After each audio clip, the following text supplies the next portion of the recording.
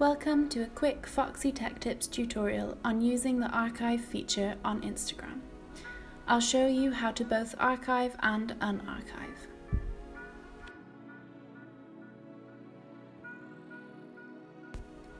To archive a photo, first open it up and then tap the Settings button, which looks like three dots at the top right of the photo.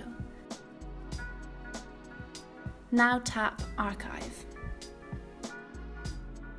This will remove your photo from your public profile page and it will be saved in the archive folder that only you can see. Archiving posts can be better than deleting them because it allows them to be easily recovered at a later date. To repost them back to your public profile, all you have to do is go back to your profile page, tap on Settings, and then on Archive. If you can't see your archived posts, make sure that Posts Archive is selected here and not Story Archive. Select the photo you want to restore, tap the Settings button and then tap Show on Profile.